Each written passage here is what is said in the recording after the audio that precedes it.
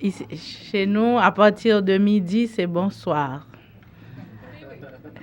Et merci à l'Université Michigan de m'avoir invité pour prendre part à cet atelier où l'on discute de l'histoire d'Haïti et de la transmigration. On m'a demandé de parler de la situation d'Haïti après le tremblement de terre, sur le plan politique, économique et social, le travail que l'organisation que je dirige et fait actuellement en Haïti, et aussi les perspectives que je vois. Et comme organisation qui travaille avec les migrants et aussi, puisque nous sommes dans un panel qui traite aussi de la transmigration, je vais m'attarder un peu aussi sur le rôle que je vois que les communautés haïtiennes de la diaspora pourraient jouer dans le contexte actuel. Bon. Alors, pour ceux-là qui ne connaissent pas Haïti, voici la carte géographique d'Haïti. Donc, le tremblement de terre a eu lieu à Port-au-Prince, Léogane et Jacmel et Petit-Goâve. Ce sont... Alors, je n'ai pas de quelque chose pour vous montrer, mais vous voyez déjà Port-au-Prince, vous avez une idée où est-ce que ça s'est produit. Ici, c'est une carte qui montre l'île d'Haïti. Donc, Haïti partage l'île avec la République dominicaine. Jusqu'à présent, on ne s'entend pas sur le nom de l'île. Les Dominicains l'appellent Hispaniola. Nous autres, nous l'appelons encore Haïti, qui est l'ancien nom qui avait été donné, l'ancien nom des Indiens, mais que nous avions repris après l'indépendance. De toute façon, c'est une île sur laquelle on retrouve plusieurs failles. Donc, ça veut dire que Haïti, aussi la République dominicaine, sont deux pays qui sont sujets à des tremblements de terre. Pendant longtemps, on avait oublié cela, mais on a connu déjà plusieurs tremblements de terre très meurtriers dans l'histoire d'Haïti et de la République dominicaine. Alors, qu'est-ce qui s'est passé le 12 janvier? Je suppose que tout le monde ici a plus ou moins une idée. Donc, c'est une grande tragédie. En 39 secondes, excusez-moi. Donc, beaucoup de vies humaines sont parties. Et Port-au-Prince, la capitale, est détruite en grande partie. Léogane à 90-95%. La ville de Jacmel à 25%. Petit-Goâve à 50%. Étant donné la grande concentration en termes de population et de pouvoir de décision et de service au niveau de Port-au-Prince, la capitale, donc le tremblement de terre a affecté l'ensemble du pays. Pour l'instant, jusqu'au moment du tremblement de terre, c'est plus d'un tiers de la population qui vivait dans la capitale. Alors, on parle de plus de 300 000 morts. Autant de disparus. Jusqu'à présent, nous avons beaucoup de gens qui sont restés prisonniers et sous les décombres on n'a même pas encore pu enlever les cadavres. On a des milliers de blessés et aussi beaucoup d'amputés. On parle de 4 à 5 000 amputations. Il y a eu aussi beaucoup de critiques par rapport à certaines amputations. De toute façon, la population de personnes vivant avec un handicap a sérieusement augmenté dans le pays. Un des secteurs les plus touchés, c'est le secteur du logement. Donc, beaucoup de maisons sont détruites ou endommagées, qui sont rendues inutilisables et doivent être détruites même si elles tiennent encore debout.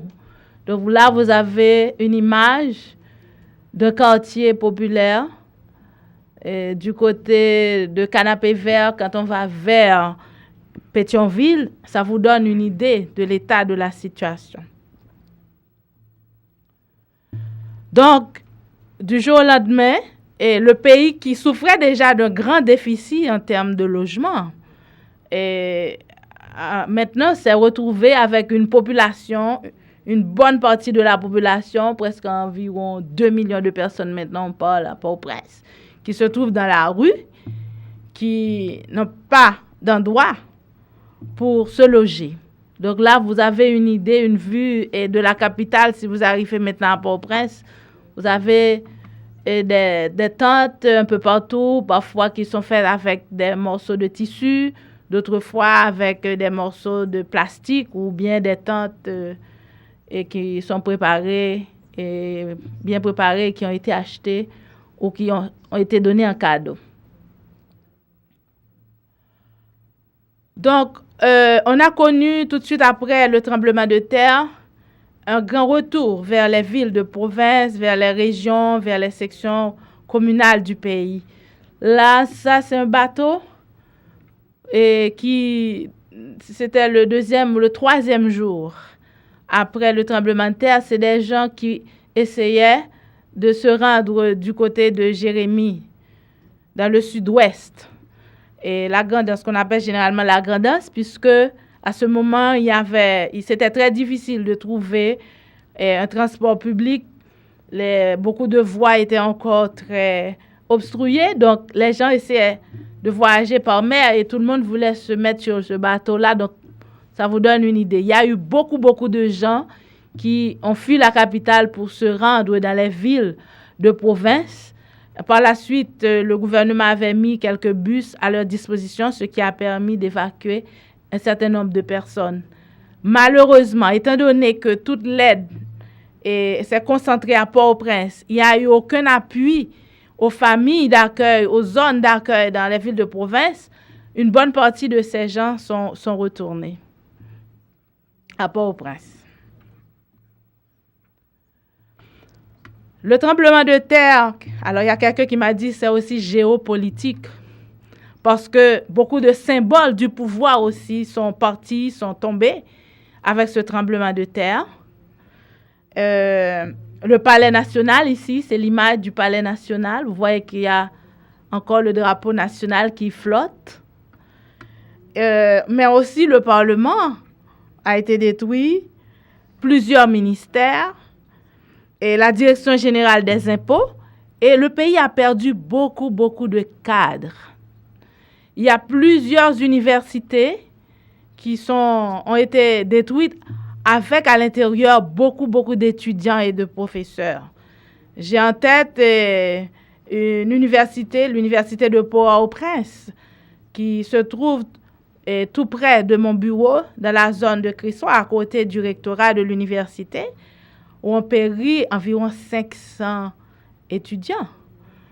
À l'école des infirmières, on parle de 200 ou de 300 morts. Il y a ici Carl qui travaille avec des étudiants qui pourra vous en parler davantage. En tout cas, le secteur de l'éducation, que ce soit au niveau de l'université ou bien des écoles primaires, secondaires, c'est l'un des secteurs les plus touchés, les plus affectés par le tremblement de terre. C'est-à-dire aussi qu'en termes de ressources humaines pour la reconstruction, le pays a perdu beaucoup de ses moyens.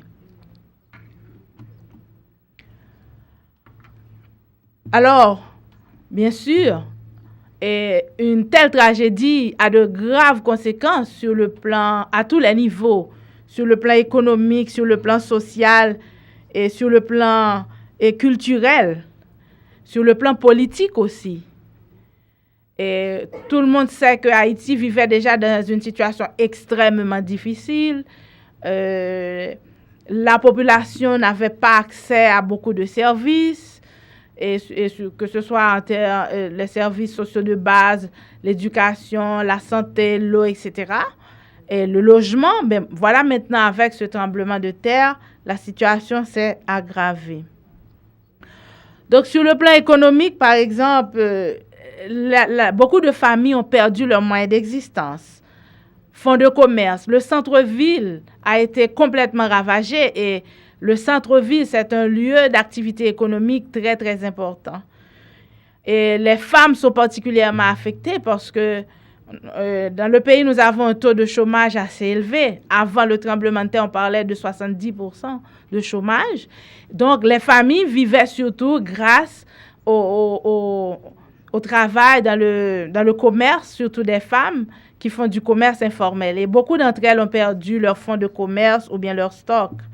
Ou bien les gens qui avaient leurs petites entreprises les ont perdus. Et les endroits qui employaient quand même un groupe assez important de personnes, beaucoup d'entreprises aussi ont été détruites.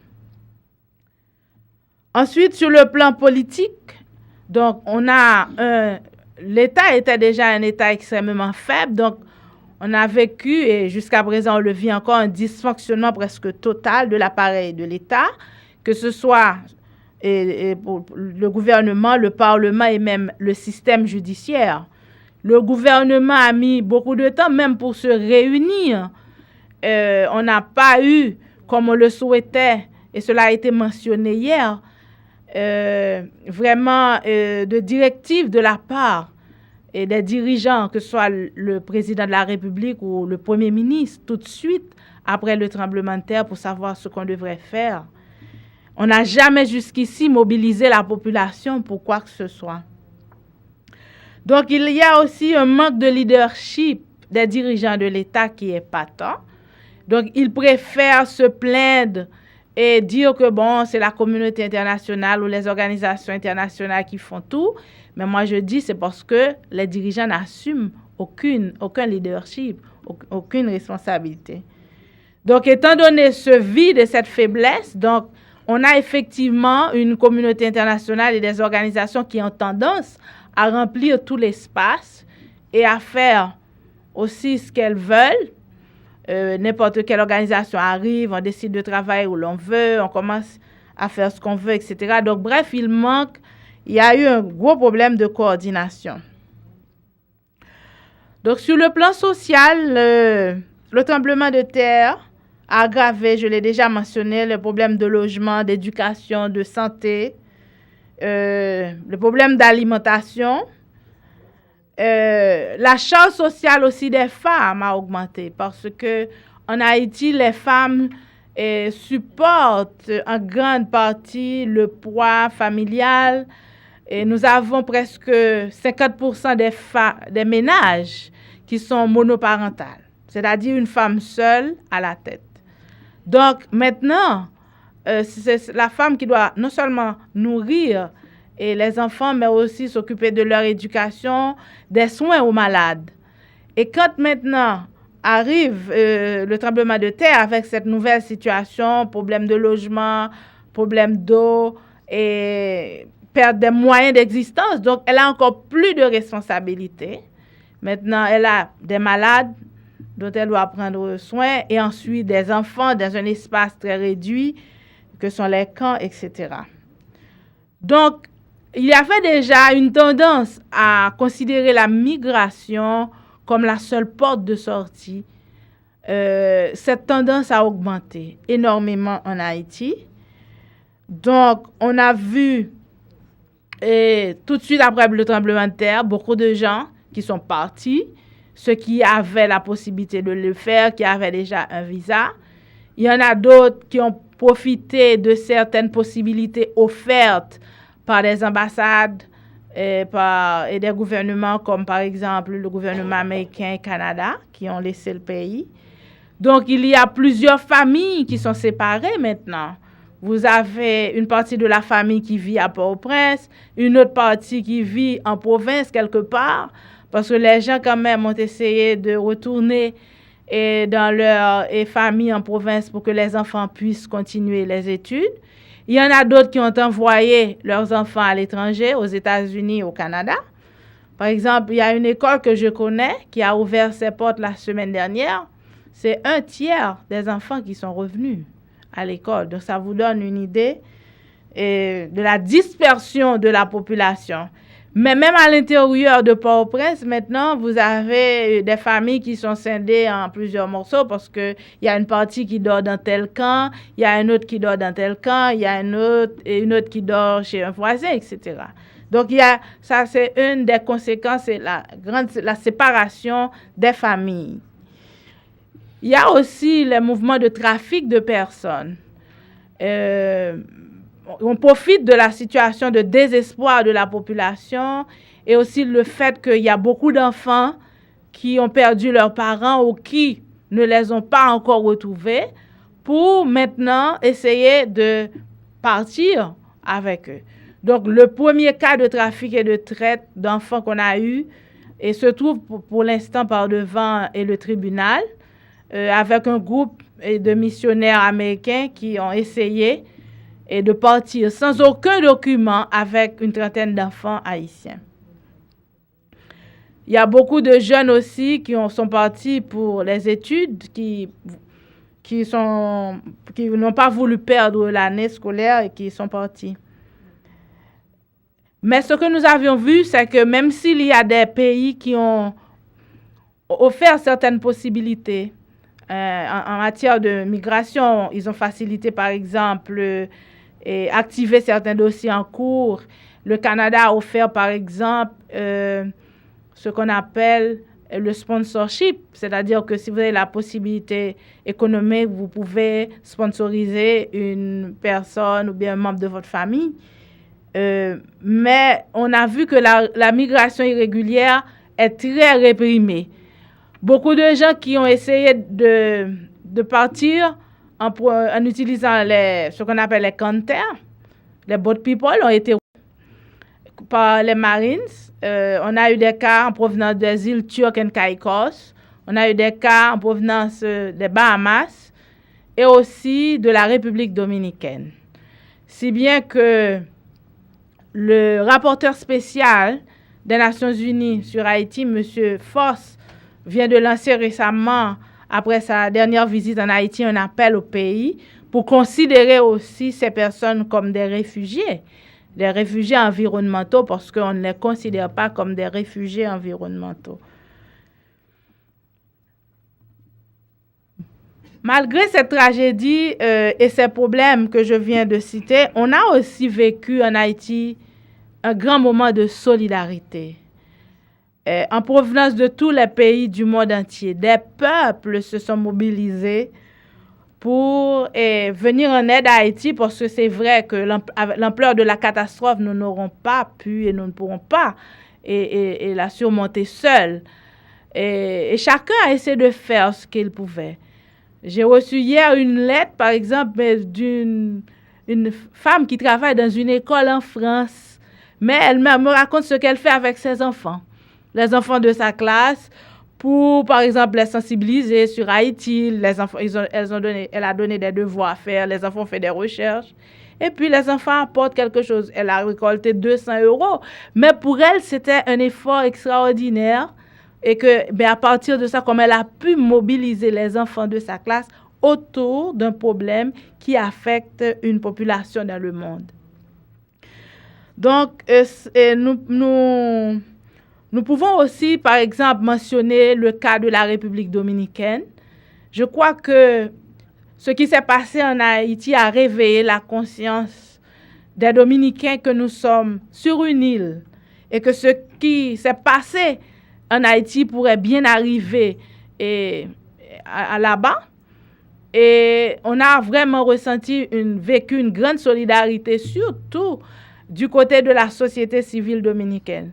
Moi, les premières personnes qui sont arrivées chez moi 2 jours après le tremblement de terre, c'était des Dominicains qui ont traversé la frontière, qui sont venus voir comment est-ce qu'on était bien, comment ça allait pour nous, et qui ont visité des familles, des amis, et qui sont allés se mobiliser autour d'une grande plateforme qui s'appelle Plataforma Ayuda para Haïti, qui ont fait quand même un travail extraordinaire que nous devons saluer.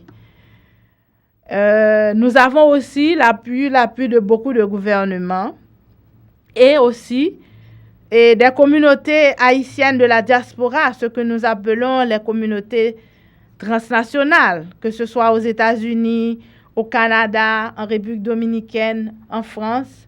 Donc, beaucoup de médecins, d'infirmières sont venus et dans les premiers moments et continuent de venir pour pouvoir aider.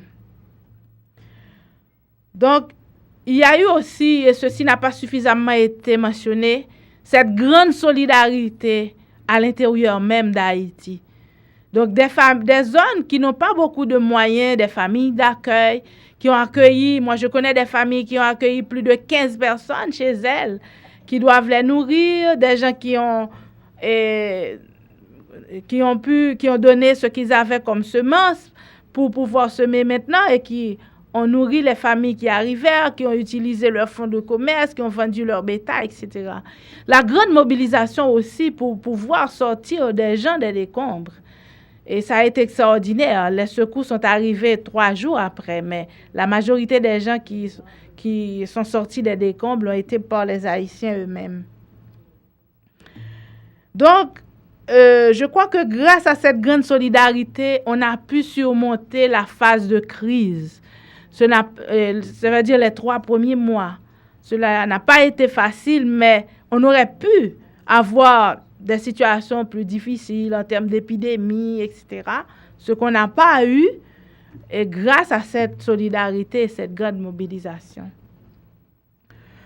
Donc, au niveau du GAR, nous autres, nous avons aussi travaillé, comme beaucoup d'autres organisations, pour apporter notre goutte d'eau dans cette mer de souffrance. Le GAR, donc mon organisation, nous travaillons à la frontière et aussi à Port-au-Prince.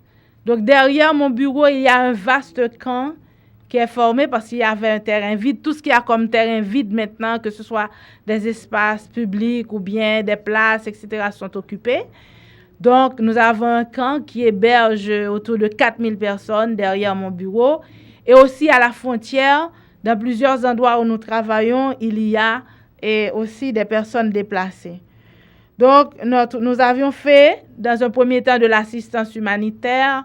Ensuite, nous faisons des activités psychosociales avec les enfants, avec les femmes.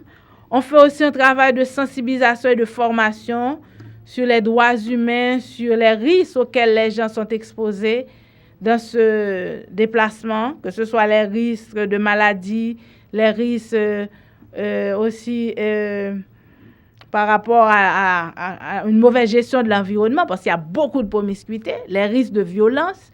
Et aussi, on en profite pour expliquer aux gens les phénomènes naturels, comme les tremblements de terre, comme les cyclones, et comment ils peuvent se protéger.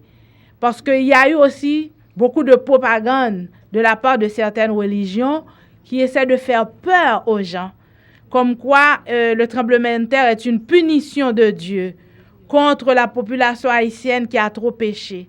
Donc, il y a tout un travail de formation et de sensibilisation à faire pour que les gens comprennent qu'il s'agit de phénomènes naturels et que les conséquences viennent du fait que nous, les hommes, les femmes, de l'action humaine et aussi du manque de prévention. Donc là, vous avez quelques images d'enfants qui jouent. Ce sont des activités psychosociales que nous faisons avec les enfants qui font un peu de dessin. Ici, ce sont des femmes qui sont dans des séances. On a célébré quelques moments, comme par exemple le 8 mars avec les femmes, etc. Le GAR aussi fait un travail de plaidoyer extrêmement important parce que pour nous, c'est surtout le plaidoyer qui peut nous permettre de changer les choses, de faire pression sur les décideurs pour qu'ils puissent maintenant écouter les problèmes des gens et chercher des solutions appropriées. Maintenant, les grandes décisions qui concernent la population déplacée ne se prennent pas au niveau du gouvernement, mais dans ce qu'on appelle les clusters. Les clusters, ce sont des groupes thématiques qui travaillent sur différents sujets qui réunissent les différentes organisations internationales et les ONG internationales. Il y a très peu d'organisations haïtiennes qui participent et c'est à ce niveau que se prennent les grandes décisions. Donc, nous, ce que nous faisons, c'est nous essayons d'aller aussi dans ces réunions, de collecter des informations sur les problèmes que nous voyons et d'essayer d'influencer ces espaces. Donc, on participe aussi dans des conférences comme la conférence de New York, on a participé. Et aussi, on fait beaucoup d'interventions dans la presse. Comment est la situation à peu près plus de 100 jours, on est déjà à presque 4 mois, après le tremblement de terre. Bon, la situation demeure extrêmement difficile. Donc, les gens sont encore dans la rue et ils ont très peur de revenir dans les maisons quand cela serait possible parce que les répliques continuent. Le gouvernement a annoncé la réouverture des classes et quelques écoles ont repris timidement, mais dans des conditions extrêmement difficiles. Regardez un enfant qui écrit, comment elle écrit. On a aussi la vie dans la rue, les marchands à côté des tentes qui essaient aussi de reprendre leurs activités, leurs petits commerces, parce que quand même, elles ne peuvent plus compter sur l'aide internationale. Depuis le 31 mars, on a coupé la distribution de nourriture. Donc, il y a des magasins qui ouvrent leurs portes. Il y a aussi... la vie commence à reprendre petit à petit. Mais il y a de grands défis. Et l'un des grands défis, c'est le défi de logement. On n'a pas encore de propositions concrètes, claires, de la part des dirigeants en ce qui concerne le logement des gens, les services de base. L'économie demeure très fragilisée, mais elle fait déjà l'objet de grandes compétitions entre des capitalistes étrangers qui veulent avoir leur part de marché dans combien de milliards, je ne sais plus, qui ont été annoncés, 5 milliards, 11 milliards. De temps en temps, je me perds dans les chiffres.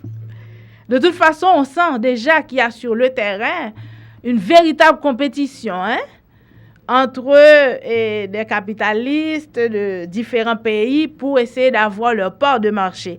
Et on a l'impression que c'est surtout, au lieu de s'occuper des vrais problèmes de la population, c'est surtout de ces questions-là qu'on s'occupe.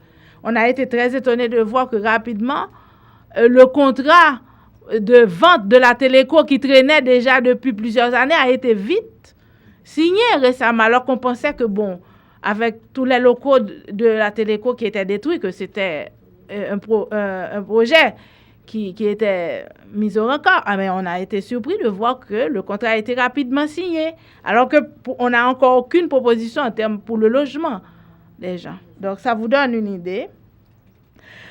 Une des plus grandes préoccupations, c'est la tendance à exclure la population haïtienne. On a l'impression qu'il y a des gens qui s'assoient dans des salles climatisées, qui prennent des décisions pour le peuple haïtien sans aucune consultation. Et le gouvernement n'a établi aucun mécanisme vraiment de discussion et de consultation de la population haïtienne. Et de plus en plus, on sent qu'il y a une exclusion totale de la population haïtienne dans ce qui concerne sa vie, son futur. Et le peuple haïtien commence à perdre déjà patience. Il y a de temps en temps des petites manifestations qui se font. On m'a dit que hier, il y en a eu. Et je suis sûre que ça va augmenter. Parce qu'il n'y a pas... On entend chaque jour des milliards. Il n'y a pas d'action concrète. Et le gouvernement a tendance à continuer comme par le passé. Nous pouvons dire qu'aujourd'hui, même s'il y a un gouvernement en place, il y a un président, on ne sent pas leur présence. Et ils n'ont pas encore montré leur capacité, je ne sais pas s'ils l'auront, de proposer une alternative sérieuse, susceptible de mobiliser l'ensemble de la nation, tant à l'intérieur qu'à l'extérieur du pays. Parce que pour nous, la nation aujourd'hui, quand on parle de la nation haïtienne, il faut voir qu'il y a une partie qui vit à l'intérieur et une autre qui vit à l'extérieur. Et pour moi, le futur d'Haïti repose dans la capacité de mobiliser cette nation et les ressources qu'elle possède pour pouvoir reconstruire le pays. Donc, on a déjà en perspective des risques d'affrontement politique, parce qu'il y a entre-temps plusieurs manœuvres politiques qui sont en train d'être faites par le gouvernement en place. Il n'y a pas un consensus au niveau du pays sur les décisions et les orientations qui sont en train d'être prises. Et le président Préval, qui est fort de l'appui de la communauté internationale, est en train d'en profiter et pour augmenter sa marge de pouvoir. Par exemple, il veut changer la Constitution. Il vient tout juste de faire amender une loi d'urgence qui existait déjà, mais en s'accordant les pleins pouvoirs pendant 18 mois, sans avoir besoin de rendre compte à quiconque. Et il avait annoncé qu'il partira de toute façon le 7 février, mais maintenant il vient de dire qu'il se peut qu'il reste encore jusqu'en mai. Donc, on a une situation sur le plan social, sur le plan économique difficile et sur le plan politique un peu très sensible aussi. Et à n'importe quel moment, on peut avoir un éclatement. Alors, quelle perspective? Moi, je crois que malgré cette tragédie, tout n'est pas fini pour Haïti, comme beaucoup de gens le pensent.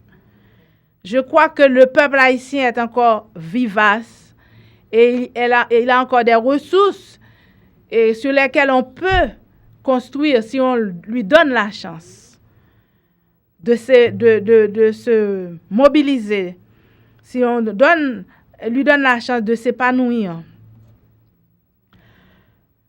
Mais pour cela, on doit faire des ruptures. D'abord, la rupture avec l'exclusion.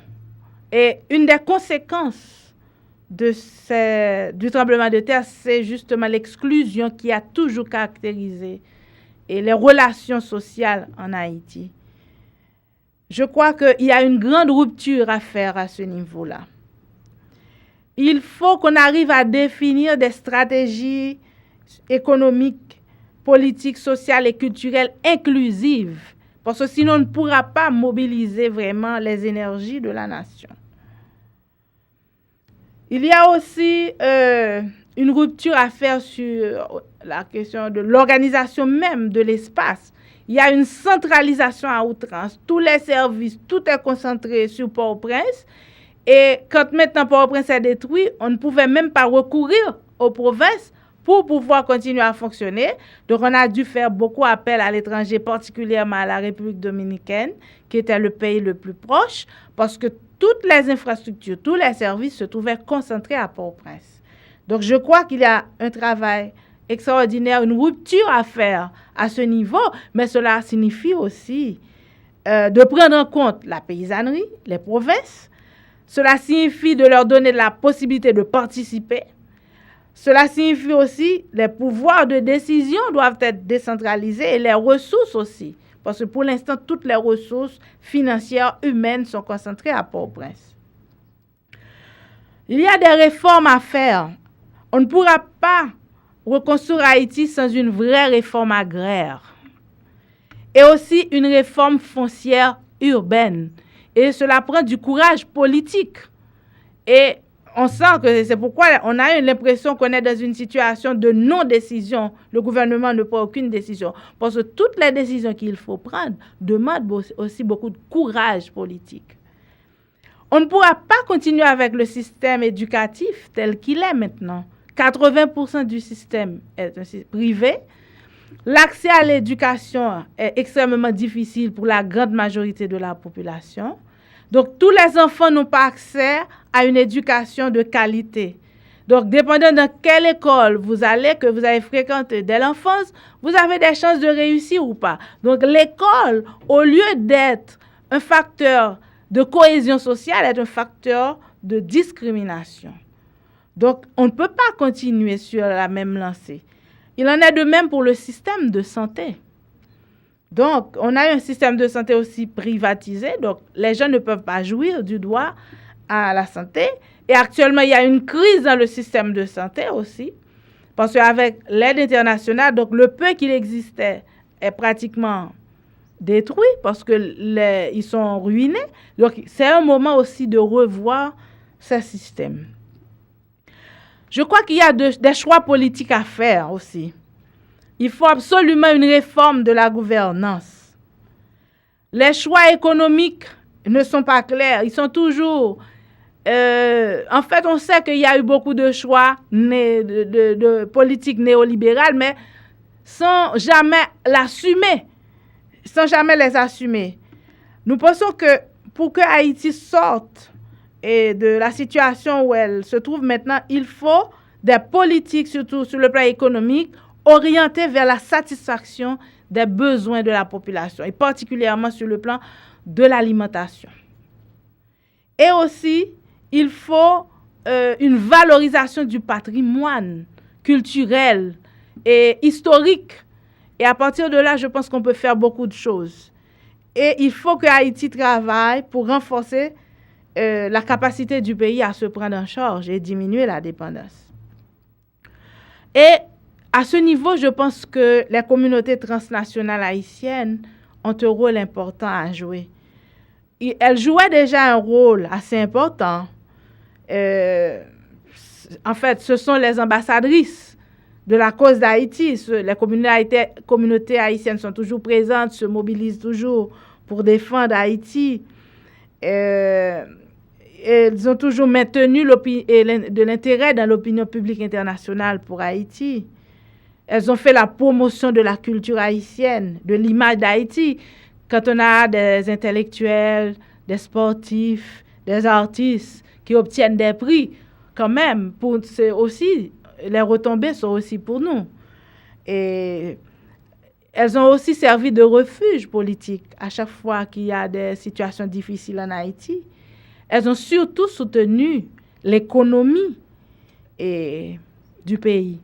C'est plus d'1,5 milliard de dollars par année.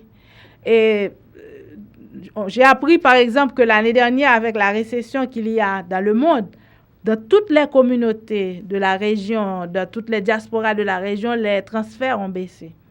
En Haïti, les transferts ont augmenté. Les transferts des communautés haïtiennes de la diaspora vers Haïti, dans la région, c'est le seul pays où les transferts ont augmenté. Parce qu'on a connu en 2008 toutes les catastrophes avec les 4 cyclones. Donc les gens, même quand ils ne travaillaient pas, ils ont envoyé et ils ont fait des transferts. Et c'est comme ça. Donc il y a, je crois, le FNUAP a des chiffres là-dessus qui montrent que Haïti, c'est le pays où les transferts en 2009 ont augmenté contrairement aux autres pays de la région. Alors, nous pensons que ces communautés-là, elles peuvent jouer actuellement dans une situation où nous avons perdu beaucoup de cadres, où il y a beaucoup de gens qui ont dû partir parce qu'ils sont traumatisés, etc. Ils peuvent jouer un rôle extraordinaire dans la reconstruction du pays parce qu'il y a dans ces communautés un réservoir de ressources humaines qualifiées. Beaucoup de gens qui sont partis ont pu faire des études. Ils ont accumulé un certain capital, donc ils pourront investir. Ils ont aussi la capacité de faire pression sur les groupes politiques et les gouvernements, ce qu'ils ne font pas, à mon avis, suffisamment. Je crois que aussi un des avantages, contrairement peut-être aux autres organisations qui viennent dans le pays, il y a la connaissance du terroir, de la langue, de la culture, et une diversité d'expériences et de formations. Nous avons des gens qui sont partis un peu partout. Il y en a qui, par exemple, tous ces ouvriers qui travaillent dans la construction en République dominicaine. Donc, c'est une expérience acquise qui pourrait être mise au profit du pays. L'expérience dans l'agriculture. Donc, il y a aussi beaucoup de gens qui sont allés dans d'autres pays, aux États-Unis, au Canada, qui ont accumulé des expériences qui pourront servir dans la reconstruction d'Haïti. Mais il y a aussi des contraintes. Et parmi ces contraintes, nous voyons par exemple un manque d'articulation entre les mouvements sociaux en Haïti et les mouvements à l'étranger. Il y a aussi des tendances claniques au sein des communautés haïtiennes de la diaspora. Et pour moi, il y a un manque de vision par rapport au futur d'Haïti. J'entends souvent par rapport au problème de la double nationalité, mais en termes de vision, pour moi, je ne trouve pas suffisamment de propositions des communautés haïtiennes de la diaspora. Il y a aussi un émiettement des problèmes organisationnels, un émiettement des organisations de la diaspora, et entre elles, il manque de relations. Par exemple, on peut trouver des organisations ici aux États-Unis, il y en a d'autres en République dominicaine, il y en a d'autres au Canada, mais il manque de relations entre elles. Il y a aussi des limitations sur le plan légal, non reconnaissance de la double nationalité dont nous avions parlé hier. Il y a aussi parfois une perception négative de certaines couches sociales en Haïti par rapport à la diaspora.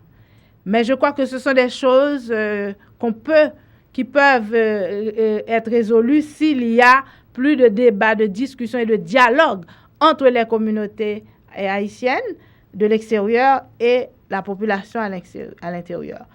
Il y a aussi des comportements ambigus de certains éléments de la diaspora par rapport à Haïti, comme par exemple le cas de Siméus avec sa fameuse déclaration tout de suite après le tremblement de terre qui a vraiment choqué beaucoup de gens.